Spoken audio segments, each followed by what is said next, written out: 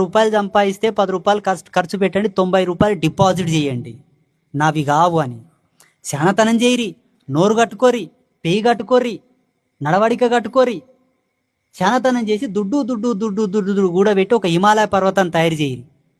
ఆ జయం తెచ్చేది 10, ఖర్చు పెట్టేది 100. ఇంకా నాన్న గొప్ప కావాలంటే ఏడవుతావు? చూడని మా తాత ముత్తాతల కంటే నేను చూస్తున్నాను, మా ఇంటనే చూస్తున్నా. అర్థమవుతుందా?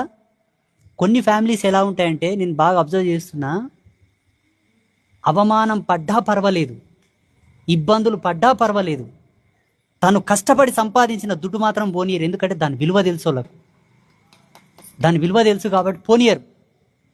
అట్లే నోరు కట్టుకొని కారం పొడి మెతుకులు తినన్నా గడిచి పెడతారు. అది బాని, బతికితే అట్లనే బతకాలి, మీకు తెలియదు. ఇంకా కొందరు ఎట్లున్నాడు, తిని తాగి చచ్చిపోలే పోరా, తింటాడు తాతాడు అన్నీ బాగుంటాయి. రేపు పెండ్లం ఏకటైనాక కాన్పు కోసం, దొరా నా పెండ్లం కాన్పు అయితే లేదు, 10,000 దొరా మా తాత చచ్చిపోయిండు, మనం చేసుకుంటే ఒక 5,000 దొరా.